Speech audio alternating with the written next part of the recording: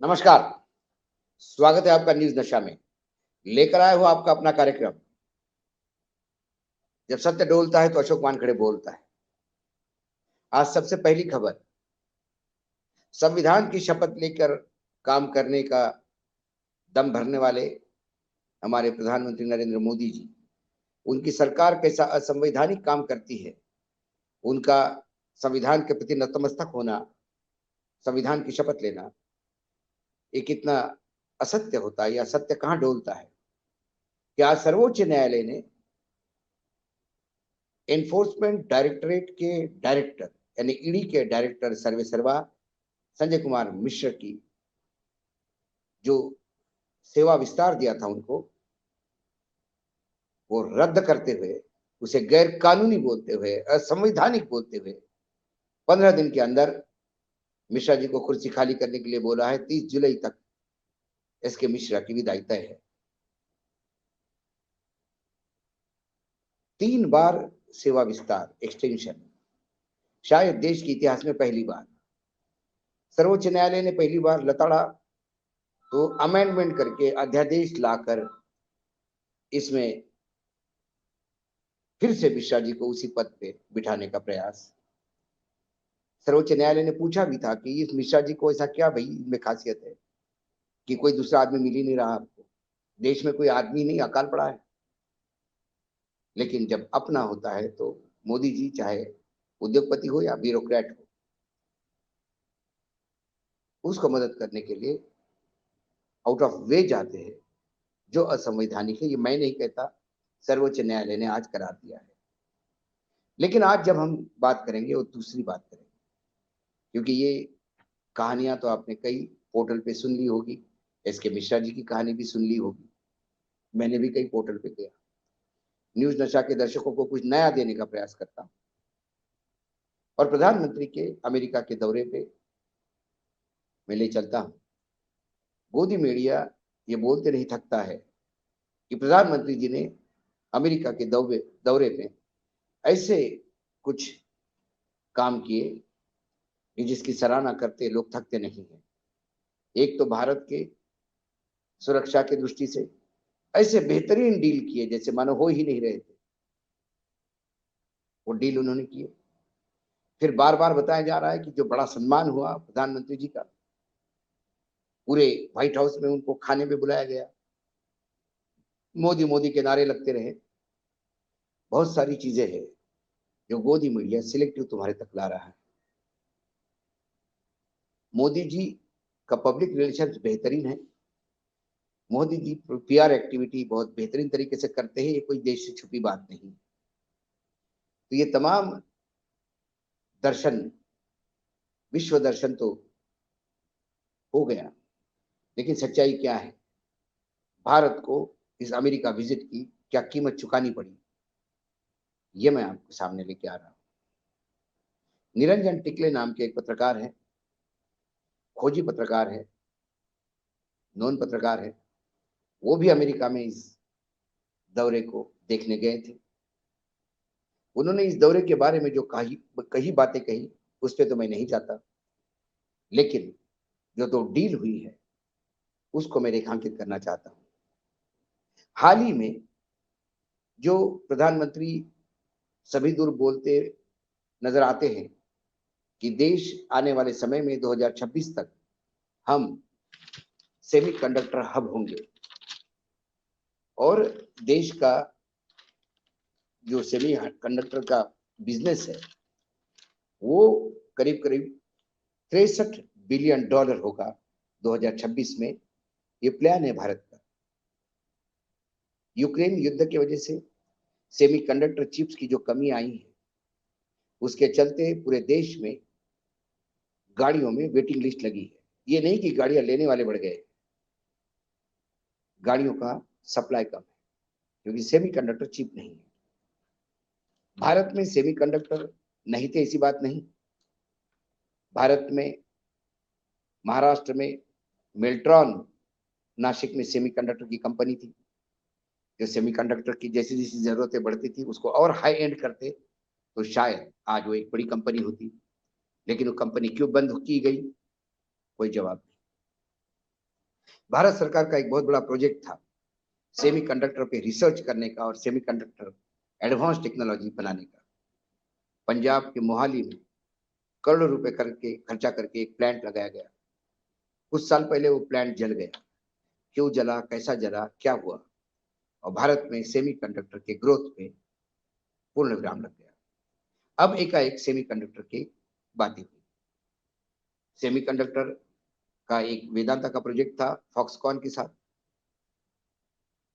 2.75 million dollar का वो project Maharashtra में लगना था, उसको गुजरात हाईजैक किया गया, चुनाव के टाइम पे भुनाया गया कि देखिए मोदी जी की वजह से ये प्रोजेक्ट आया है, और गुजरात की जनता ने मतदान भी किया। लेकिन अब वो प्रोजेक्ट आ नहीं रहा है क्योंकि उसका जो मेजर पार्टनर है फॉक्सकॉन, उसने इस डील से अपना हाथ निकाल लिया। लेकिन सत्य कहां डोला? प्रधानमंत्री जी ने वहां माइक्रॉन, एक सेमीकंडक्टर की विश्व की बहुत बड़ी कंपनी है, उसका चाइना में 110 बिलियन डॉलर का प्लांट है, उतना ही बड़ा प्लांट उसका अमेरिका में भी है। विश्व में सबसे बेहतरीन क्वालिटी और सबसे बेहतरीन सेमीकंडक्टर चिप के लिए माइक्रॉन जानी जाती है। और एक गोदी मीडिया में कैंपेन चला कि अब माइक्रॉन के साथ भारत सरकार ने डील किया है और अब माइक्रॉन सेमीकंडक्टर बनाने वाली कंपनी भारत में, गुजरात में आ रही है। 2.75 मिलियन डॉलर का उनका इन्वेस्टमेंट है। सच्चाई क्या है? माइक्रॉन ना टेक्निकल नो हाउ दे रही है, ना भारत में सेमीकंडक्टर बना रही है। जो सेमीकंडक्टर चाइना में बन रहे हैं उसके प्लांट में, उसका पैकेजिंग भारत में होगा, उसके लिए 2.75 मिलियन डॉलर का ये एग्रीमेंट, सॉरी 2.75 बिलियन डॉलर का ये एग्रीमेंट भारत में के साथ किया हुआ। इसमें और एक छुपी हुई चीजें हैं। जमीन तो सरकार देगी फ्री में, गुजरात गवर्नमेंट। इसमें जो टोटल इन्वेस्टमेंट है उसमें 50% भारत देगा, केंद्र सरकार, 20% गुजरात सरकार देगी, 30% माइक्रॉन लगाएगी और 30% में 100% की माल की हक माइक्रॉन का होगा। और लाएगा क्या? सिर्फ पैकिंग का काम। उसके लिए गुजरात में 5,000 लोगों को रोजगार मिलेगा।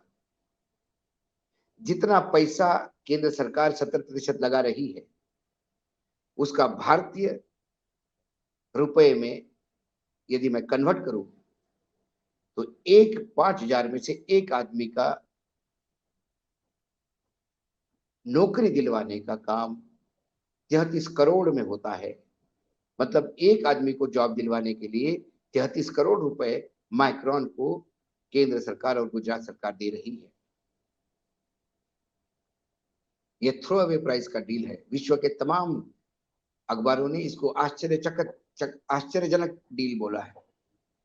वो सब्सिडी बोलते हैं, 70% सब्सिडी, 100% ओनरशिप, और काम क्या है तो पैकेजिंग। दूसरी ओर हमने प्रेडेटर ड्रोन खरीदे, MQ-9B UAV, ये ड्रोन है, अनआर्म्ड व्हीकल। मतलब इस ड्रोन पे ना कोई मिसाइल होगा, ना कोई शस्त्र होगा, ये सिर्फ कैमरा होगा। उसके लिए ड्रोन आए। इसकी कीमत 110 मिलियन डॉलर प्रति यूनिट के हिसाब से 31 ड्रोन हमने खरीदे। मतलब बाद में इस कीमत को लेके रक्षा मंत्रालय ने हाथ खींच लिया।